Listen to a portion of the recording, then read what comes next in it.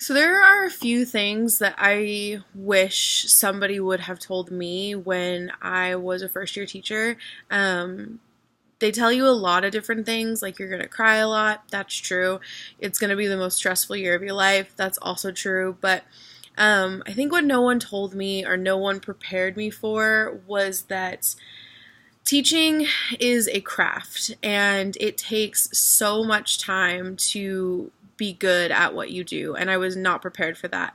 Nobody becomes the world's best knitter overnight. Nobody becomes a famous artist after their first painting.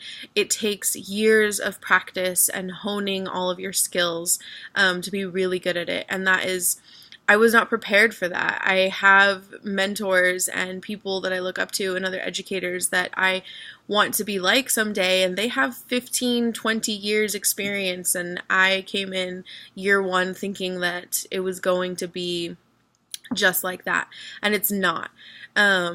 Another thing is that I think that when I was in my credentialing program and working on a master's degree, everybody throws around this idea of what your teaching philosophy is, and they asked me to write one, like 2 pages of my teaching philosophy. And before I had even stepped foot in a classroom, which I think is wrong. I don't think that that's fair. I have no idea what my teaching philosophy is before I've been in a classroom. And now that I've had that time to kind of think about it and work on what is important to me, I realize that philosophies are very fluid. They change depending on my students, depending on me. They're always going to be things that I really care about and things that I'm passionate about and things that I personally strive for. But who's to say that my philosophy this year is going to be the exact same as next year, or if it's going to be the exact same 30 years from now? I have no idea, and I like the freedom of knowing that it can change, that I don't have to set in stone some philosophy that I'm going to live by for the rest of my career. I really wish that someone would have made that very clear to me, that no one's going to be perfect the first time around. No one's going to have any idea of what they're doing the first time around. When you see other teachers at your school that look like they're killing it or have it all together, they probably do, but they probably also have years of experience on you that they, have also been working on and perfecting their craft and understanding what their philosophy is. And, I'm sure if they told you about what their first year looked like, it would be something similar to yours. I think every teacher goes through it, and in my second year, feel a real sense of relief knowing that now. I wish I had known it sooner, that I was not going to be perfect on day one. I'm still not perfect. I probably won't be perfect ever. I probably will just get better and better at what I do, and that's really all I can strive for. A couple other things I would say for people entering the profession is that there are different kinds of teachers. I'm sure there are the teachers that you looked up to when you were a student, or teachers on campus, or educators that you see on, Instagram or Twitter, or Pinterest, whatever it is, and you think you need to be like them, and you think you need to do what they do because they are good at what they do, but that's not true. You do not have to be like other teachers. There are different kinds, there are different people, and everyone is going to teach differently. Just because one teacher on your campus does something a certain way does not mean that it's the right way or the only way. You really have to know your students and your classroom in order to understand what kind of teacher you are.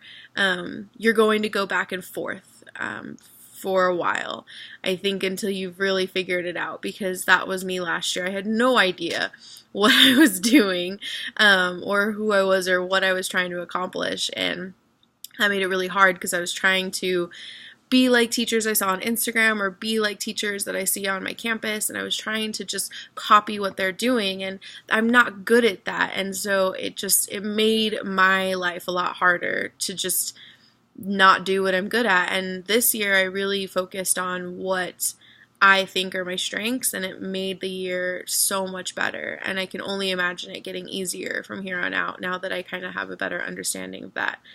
Your classroom doesn't have to be perfect. It doesn't have to be beautiful. It doesn't have to be anything. It could be blank, empty room as long as your students feel like you care about them.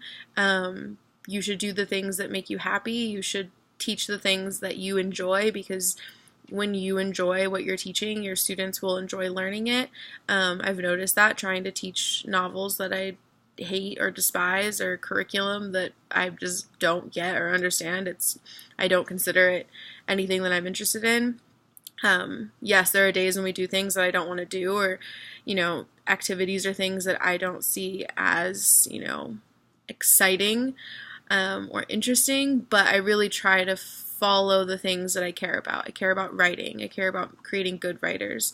I care about literature. I care about sharing that love of literature with my students. Those are the things that make my job better, when I get to come in to school and share a favorite book, or share a favorite passage, or talk about characters, or teach them something that I know is really meaningful to me. The students pick up on that because they can smell the fear and they can tell when you're not interested. So just being interested and being really a part of your content is something that I would always recommend. The last thing I would recommend is to just read inside your content area. Never stop learning. I've made it a personal goal of myself to continually read. I know that that's crazy, but my students don't see reading as fun, and so I try really hard to continually read the things that they maybe would be reading or would interest them, so that I can talk about those things. And when somebody does pick up a book, then I can talk to them about it.